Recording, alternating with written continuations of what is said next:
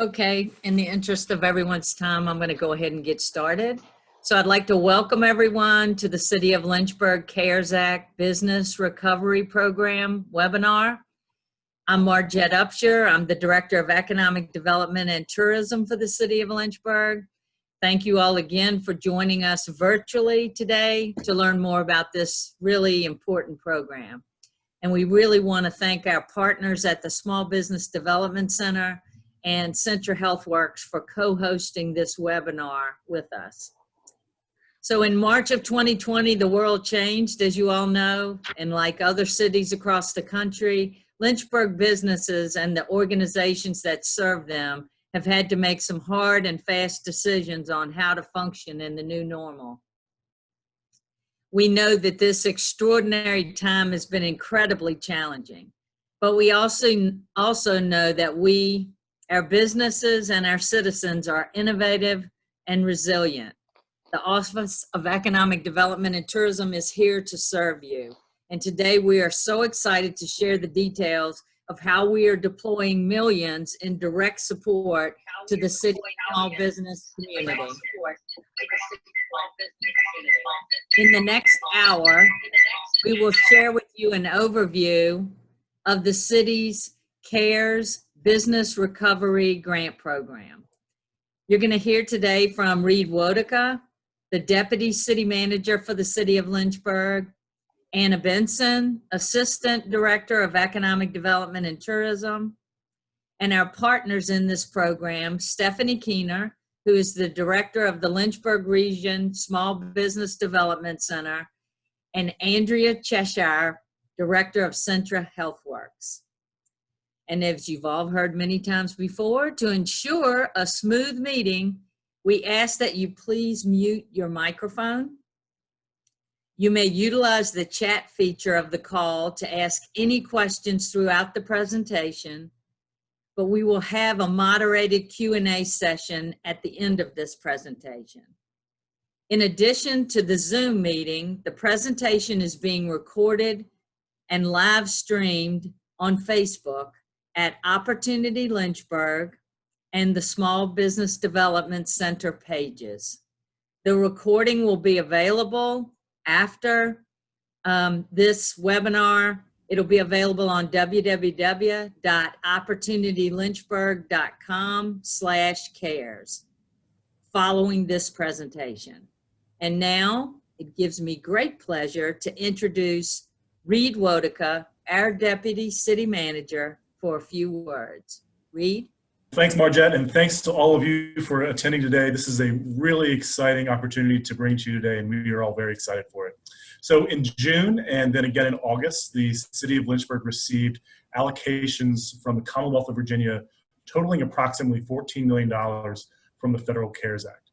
So because the City Council understands the importance of the business community and employers in our city, City Council has chosen to deploy approximately 13% or approximately $4 million of this allocation directly to the city's business community. So our staff in the Office of Economic Development and Tourism has been working incredibly hard to prepare applications and get materials ready for this funding so that we can get this money to the business community as quickly as possible. So, as Margette said, we are here for you. We care deeply about the business community's success. I grew up in Lynchburg, and I know firsthand the incredible impact that small businesses have on our community. Lynchburg is such a wonderful and vibrant community, and certainly the small business and business community is a huge part of that. So we are committed to ensuring that we get through this together. I'm really excited again to bring this opportunity to you today.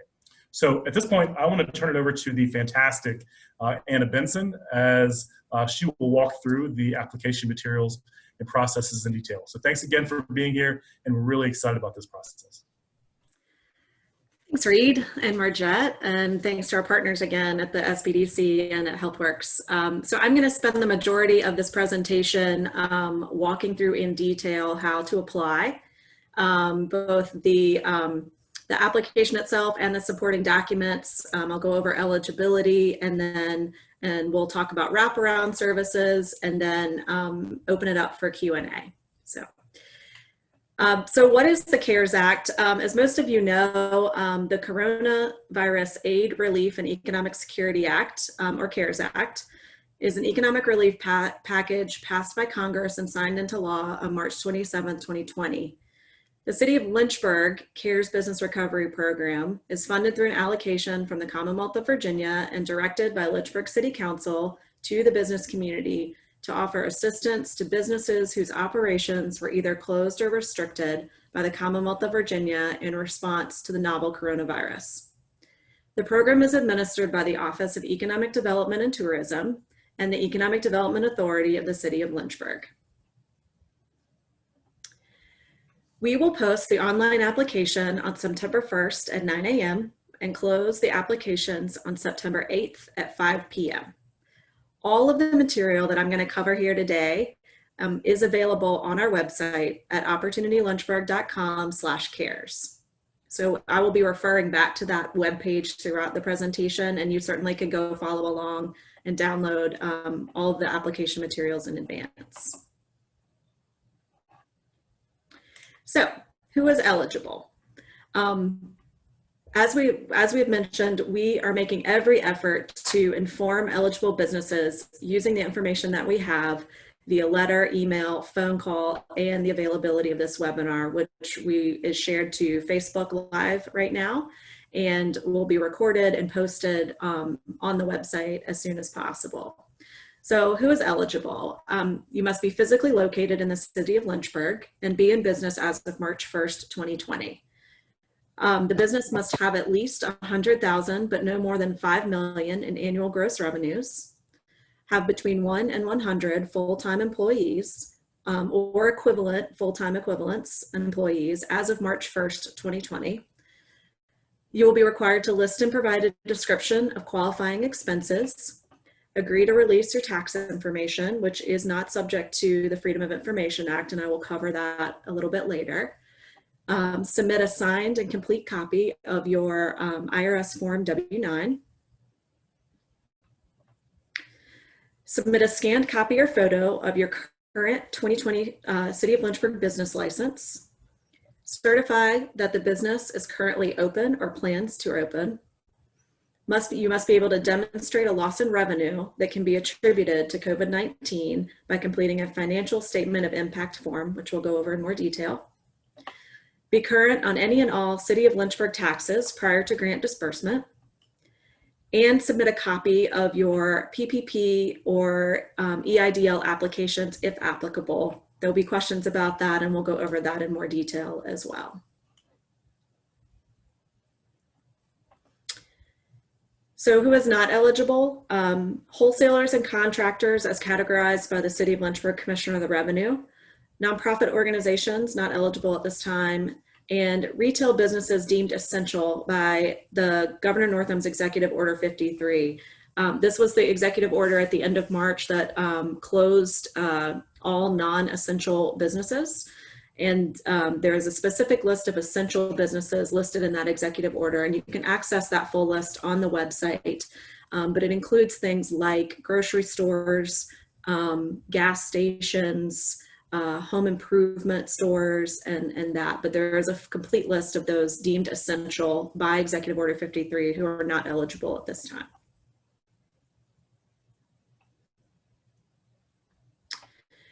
So what can funds be used for? Grant funds can be used to address any and all business interruption costs, including but not limited to employee compensation, including wages and benefits, operating equipment costs or rentals, business inventory and purchases, rent or lease payments or mortgage payments, I should say as well. Any PPE or physical improvements that you have made to your business as a result of COVID-19. Equipment and supplies for disinfecting, sanitizing, and deep cleaning, and any other business critical operating expenses. So the direction from the federal government and the Commonwealth of Virginia is that a business may not receive federal CARES money from multiple sources, so from a state government, local government, federal government, for the same expenses for the same period of time. So if you're a business that did receive a payroll protection program or an economic injury disaster loan, emergency advance, EIDL loan, or any other CARES support, you must provide a copy of that application or forgiveness form, and you must certify in our application that you will not use these grant funds for the same uses for the same period of time. So you just have to tell us that you're using our funding for a different expense. So if you got PPP for payroll, employee compensation, you may use this grant for rent or mortgage or any of those other eligible expenses that we just mentioned. And then you will be required to certify that those grant funds are used for eligible expenses as described. I imagine there may be some questions about this. This is one of the most confusing things about CARES funding. So please put those questions in the chat and we'll address those at the end of the presentation. So depending on the number of applications and available funds, grant amounts will range from $1,000 to $10,000 per business. And we've listed out those 1 to 3 full-time equivalent employees may receive up to $3,000, 4 to 10 up to $5,000, 11 to 25 up to $7,500, and 26 to 100 up to $10,000. The grant program review team will consist of staff from the Office of Economic Development with the city's long-term recovery team. This is the internal group that has been working to allocate our local CARES funding, and that includes the Director of Economic Development, the Director of Community Development, the Commissioner of the Revenue, the Director of Finance, and the City Assessor. So our goal is to support you. We've developed this application process to be as flexible as possible so that we can respond to your needs and get this support to you as quickly as possible.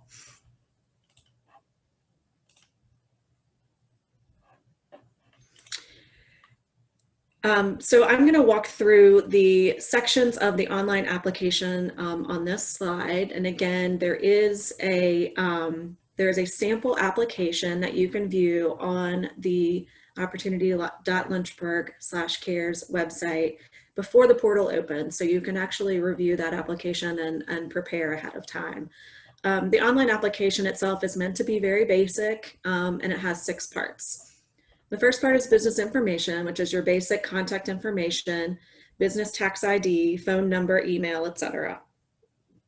Then there's a section for additional questions that we are asking, such as the year your business was established, the number of employees and average wage, your ownership demographics, and this is where you have the opportunity to opt into wraparound services and support, which we'll discuss a little bit later. The eligibility section is where you will upload 3 additional documents that I will discuss in more detail in the next slides and walk through. Qualifying expenses, this is where we will list those qualifying expenses and we will ask you to provide a short description on how the grant funds will be used. This is also where we will ask the question about whether or not you received any other CARES support and a space to upload those supporting documents if necessary. Deposit information section, we will be using ACH or automatic deposit for grant payments as much as possible.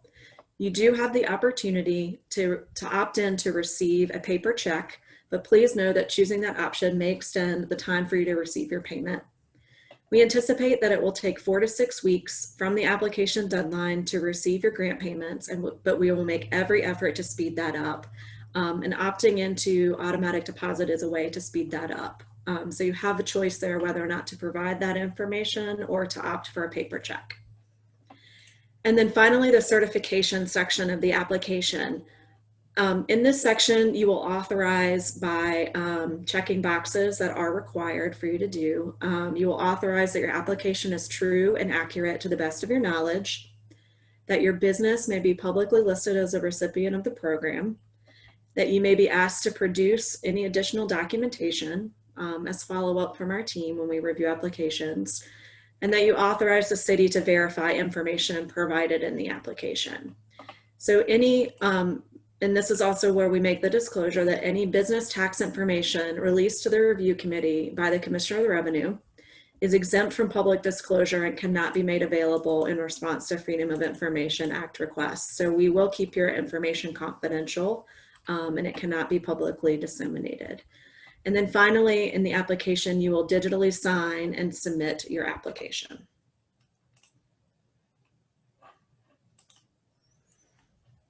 Okay. With the application, as I mentioned, each business will be required to upload additional documentation. These documents are also posted to the website so that you may prepare them in advance of applications opening. And they include a completed and signed IRS W-9 form for your business, a copy of your current City of Lynchburg business license, a statement of financial impact, and the PPP or EIDL application forms if applicable. The statement of financial impact is the one I'm going to spend the most time on because it is probably the one that will take you the most time to complete. This is an Excel file that, again, is available for you to pull down now that has 3 sections: general information, employee summary, and financial analysis. I will say that you may need assistance from your business bookkeeper or to complete this form, so that may be something that you want to think about in advance and make the time to do. This is probably the most detailed part of the application, and then we're giving it to you ahead of time to prepare.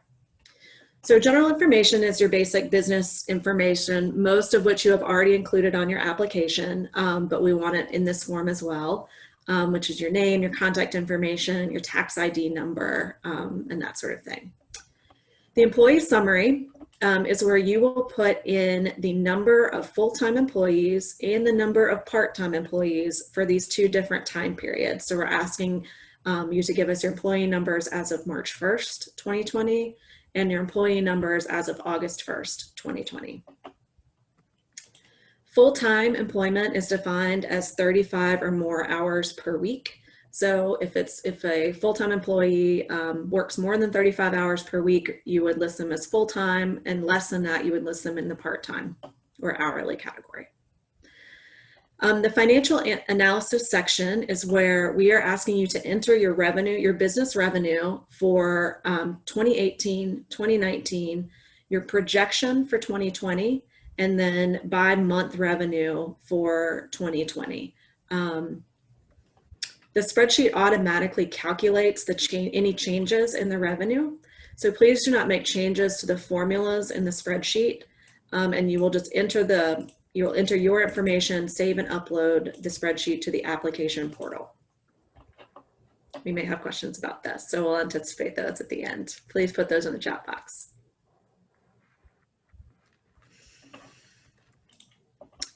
Only fully completed applications will be submitted and considered. So with the online application, most sections of the application are required. It will not let you hit submit, sign and submit your application until all the fields are completed. So please take the time to fully complete all the fields and upload the necessary documentation before you hit submit. And if you have questions or need assistance with your application, we are available to help. Questions can be sent to info@opportunitylynchburg.com, emailed, or by calling 455-4493. Please leave, complete both in emails and in voicemails or calls, please leave your complete contact information so that we can triage your questions and have staff get back to you via phone or email to assist you with any questions you have about your application. Again, we're here to help, and we want to make sure that we can get back to you. So make sure you please leave us complete contact information so that we can answer your questions and get you pointed in the right direction. So we're very excited to have our partners with us today who have generously offered wraparound support for this program. And I want to introduce Stephanie Keener, Director of the Small Business Development Center for the Lynchburg region, to introduce herself and the SBDC and what support is available to businesses participating in the program. Stephanie. Hey, thanks, Anna. I am here with you today acting as co-host, and I'm not sure if I'm showing up on the screen or not because I'm doing some of the technical services behind it. I see you, Stephanie. You're good. Oh, good. Thank you. Thanks for letting me know. One of the things that I want to remind everybody is that the Small Business Development Center for the Lynchburg region is here to help small businesses like yours navigate these very choppy waters that we're in now. Our services are always free and confidential. In the city of Lynchburg, we are co-hosted, we're hosted by the Lynchburg Regional Business Alliance. So our office is right there on 5th Street in downtown Lynchburg. And we're currently serving clients via these services like Zoom or over the phone or however you're most comfortable meeting with us. We do two things at the SBDC. We do one-on-one counseling for small businesses, and we do advising and training. And those are services that are provided to you by one of 6 advisors. In the case of one-on-one advising, we have experts who range from folks who can help you with marketing or mentorship issues. You know, if you're thinking about doing things in your office, like, you know, working through processes, new processes, things like that. And then we also have someone on with the SBDC who can help you with some of those financial projections and issues that you have. So as you're applying, and if you need help with those, reach out to us and we can help work through some of those issues. We can also help connect you to other services in the region and in the state through SBDC services. And if you want to know more about those, you can check us out at the website at sbdclynchburgregion.org. You can also, call or send an email. Our services, again, are always free and confidential. I also want to make sure that you guys know about upcoming training. We have some really terrific industry-focused training that will be starting in September. The first one that I want to mention is the business of healthcare. We've partnered with Virginia Tech to put together a training program for small physicians and allied health businesses in order to help, in order to train you about for data collection and understanding how to just run the business of healthcare better. It's going to be a great training. You can find out about that at sbdclynchburgregion.org/healthcare. We also have a training coming up that's focused specifically on the early childhood industry, which is an industry that was severely impacted during the coronavirus. So please, if you know of anyone who is if you or anyone else you know is doing a family day home for childcare services, or if you are in that industry yourself, check it out. That's information is also on the website. That's a free 9-week program. And then finally, we have coming up a risk mitigation 2-part seminar with one of our advisors at the SBDC to help you understand how to get prepared for another crisis that may be coming up. So I encourage you to check those out. And again, if you have questions or issues with your small business, reach out to the SBDC. We are here at any time. So I will turn it over to Andrea. Anna, do you want to introduce Andrea? Sure. Thanks, Stephanie. And just as a reminder, in the application, there is a section where you can check to be added to any of these wraparound services that Stephanie and Andrea are mentioning, and then we will make those referrals directly to them. So I want to introduce Andrea Cheshire. She's the director of Centris HealthWorks, and I'll let her introduce herself and talk a little bit about what HealthWorks is able to provide. Thank you, Anna and Stephanie, and thank you guys so much for having us here today. We're very excited to be partnering with this group and how we care for small businesses in our area. For those of you that don't know, HealthWorks is actually part of the Centra family. We are the arm of their service line that focuses solely on businesses. So we offer things like occupational medicine, physical therapy, EAP services, wellness services, and we even do some site clinics in the area for businesses. So again, everything is focused on you as a business and how we can keep your people healthy, get them back to work quickly, and hopefully keep them at work. So that's what our main focus is. Really from a small business perspective, a lot of things that we do with several of you that are probably on the call include things like your drug screens, your pre-hire physicals, any of your workman's comp issues. Those are all things that HealthWorks can traditionally help you with. But you can feel free to take a look at our website if you've got specific questions around services that we may offer that can benefit you where you are. And that our web address is hw4me.com. So the number 4me.com. And then you can always call our front office, which is 200-6933, as well as if you've got questions after today. But we really want to touch base on what are some of the things that we're doing currently to support businesses in our area. And one of the things that we're doing in combination with both Margette's group and the Business Alliance is the town halls that we've been putting on. So we bring medical leadership through Centra, through HealthWorks, to be able to answer questions for people around COVID specifically. We're hoping this will be an ongoing project so that even outside of COVID, when things get back to what everybody calls our new normal, we'll be able to answer questions specifically geared around, things that may be important to people from a workman's comp standpoint, really anything through the breadth of our services. So those town halls, will have some additional ones coming up in September, October, and November. So be on the lookout for those. Again, there is usually a speaking portion at the beginning where questions are answered that have been previously submitted. And then the lines are generally opened up to have a Q&A session. And then as part of the wraparound services that we wanted to be able to provide, if you check the box if that's something you're interested as part of this application, we're going to provide those individual groups with a packet of educational information for both you as the leaders of those businesses, as well as some things that you can give out to your employees.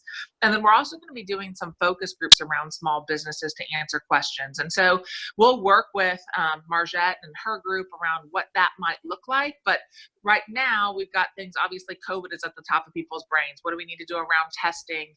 What does that look like from a small business perspective and a safety perspective? How do we care for our employees and care for our customers in a small business environment? And so that would give you access to, again, depending on the topic, some of our leaders, like our medical director. We have physical therapists and counselors that are also on staff. So if the topic is based around stress and how we're handling that, because everybody, as we know, is trying to balance that work-life component. So if that focus group happens to be around that period of time, then we would bring those experts to the table to be able to work with you. So we would give you the education as well as allow for that Q&A time to really make sure that we're supporting getting you the answers you need to focus regardless of the industry that you're in. And so we'd be looking at doing up to 3 of those as part of the wraparound services that we'd be working with this group with. So we're very excited to be able to help and support. If there's anything else that you guys need or you have questions on, feel free to reach out to me directly. We can get you guys more information if you need that. Or again, please check the box on the application if you're interested in us being able to help support you. Thank you. Thank you so much, Andrea and Stephanie. So that concludes the information portion, and now we certainly want to make sure that we answer any questions that have come in via chat. Stephanie has agreed to sort of moderate our chat session at the moment. If you are on Facebook, we have someone that is monitoring questions there as well, and we'll put them over in Zoom for us. But I just want to also reiterate that you can also send questions directly to our team by email or call. And then, of course, everything that we have discussed in the webinar today is available at opportunitylynchburg.com/cares, including all the supporting documentation and all of the materials that you can prepare in advance. Okay, so thanks, Anna.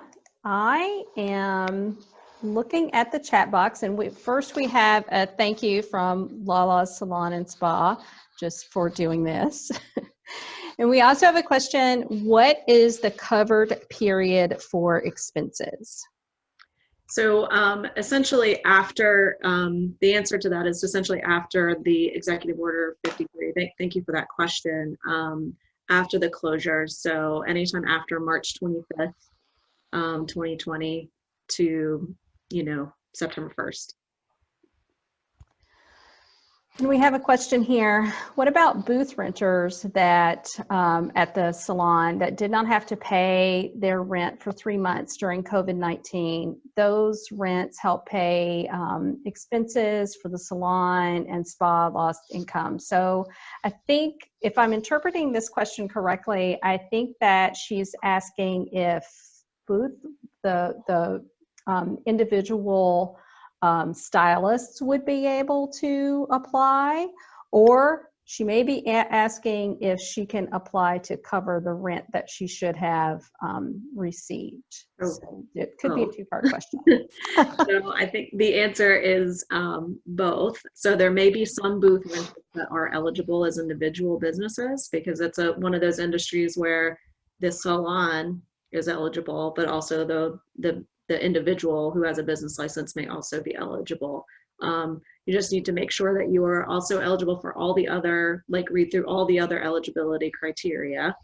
You just make sure that it might be a coordination that you need to do with the salon itself if they're also applying to make sure that you're not using the same expenses for the same period of time. Mm-hmm. And the next question that we have is with regard really to whether or not, let's say a business has started toward the end of 2019.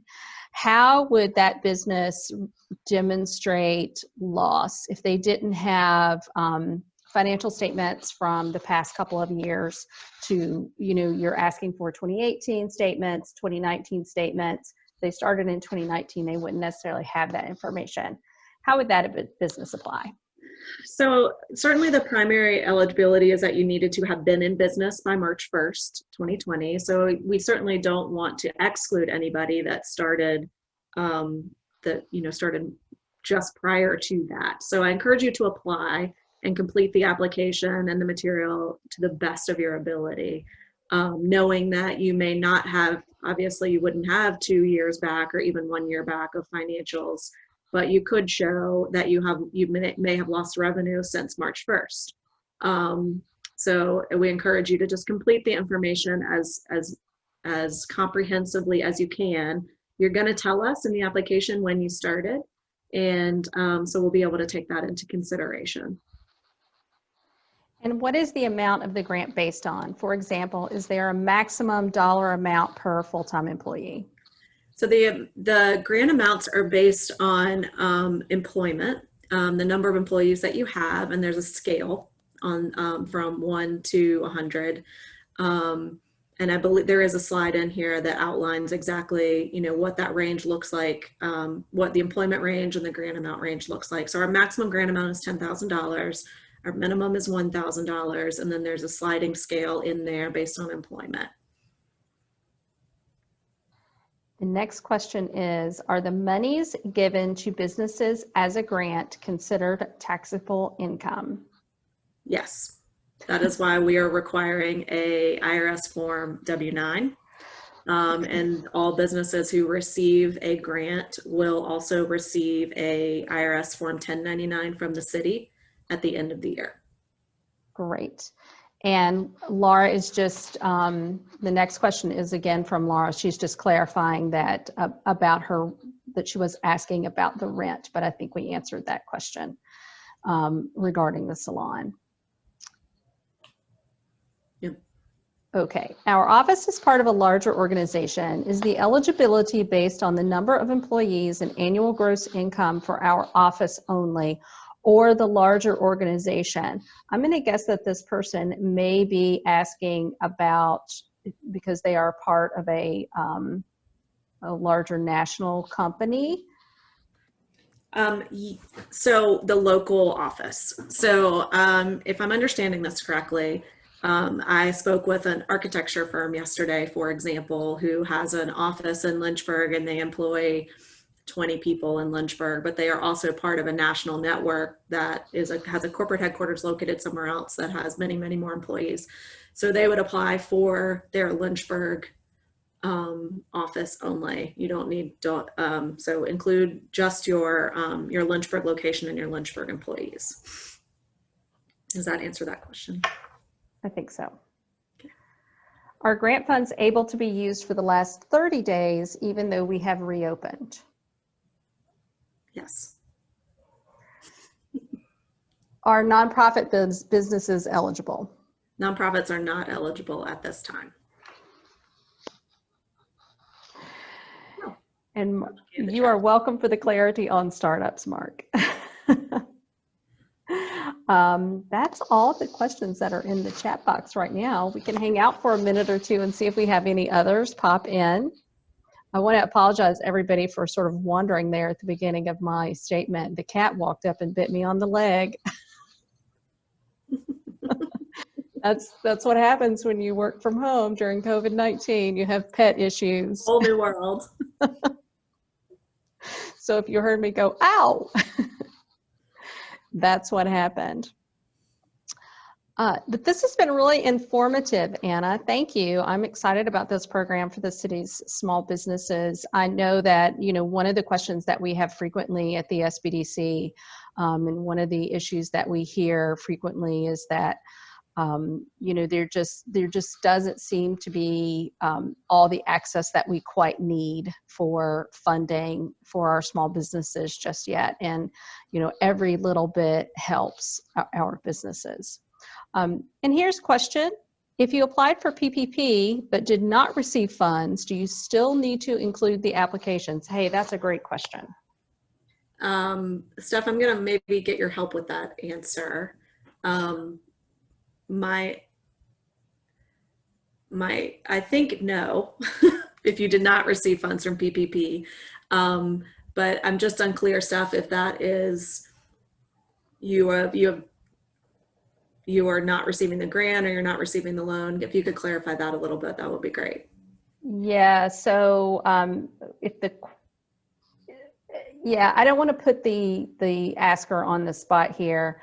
My question would be, if you applied for PPP, why did you not receive funds, or did you simply not accept the funds? And that would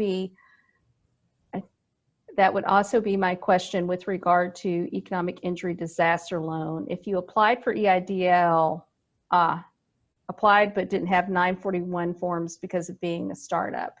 I got you. So yeah, no. So no. If you didn't receive the funds or you were denied funding from PPP, yeah, no, you do not have to disclose your application, because the point of us asking for the PPP is so that we can verify and that you can certify that you're using you're using these funds for other expenses than you are in your PPP application.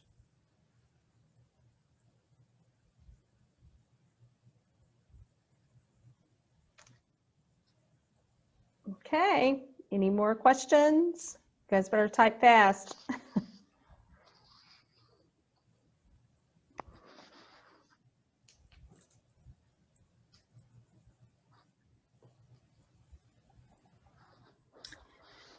I will just say,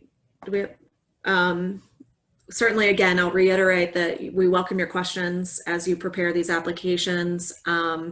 This information, the webinar will be posted to our website and also to, be available on Facebook as well. And, feel free to reach out if things occur to you as you're working through the information. And we will also, make sure that we keep Stephanie and her team and Andrea and her team in the loop as well, in case there are questions that involve those wraparound services. So I will hand it back to Margette and Reed for any closing comments, and then we'll close out. Thanks, Anna.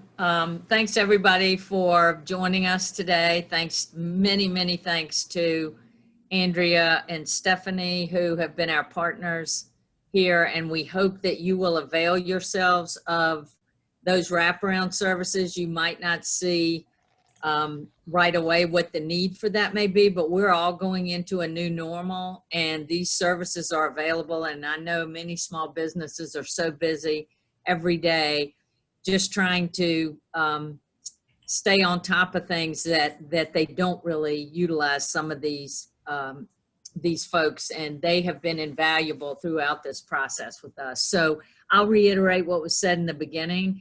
Every single one of you are important to us in the city of Lynchburg. I know I speak for city council, all of the other departments within the city. You're very important to us. We're all in this together. I know you've heard that probably ad nauseum, but it's true. This is our community, and it's what we make of it. So I believe we'll emerge from this stronger, but we'll only do that if we keep the lines of communication open. So none of us are expert in any of these fields, but together we can navigate our way through it. So I really appreciate Reed's time as well. I know he is incredibly committed to our business community, and he certainly supports the Office of Economic Development and Tourism as we advocate for businesses in the city. So thank you for your time. Please stay in communication. I hope you know from what Anna said at the beginning, we sent emails out to each person that was eligible. We've sent an actual snail mail letter, and we're trying to call absolutely every business in the city that we believe at first blush is eligible for this program. So I know there's a lot of noise out there right now. A lot of it's really good noise. And as you are navigating your way through all of that, you know, we stand here ready to serve you. So thanks again, Reed. Any parting words? I just want to thank everyone again for continuing to invest in Lynchburg and continuing to make this community a great place. I'm so excited about this program, and we are really thankful that you joined us today, and we're excited to see applications come in. So thanks a lot, everyone, and hope everybody has a great day. Great. Thanks.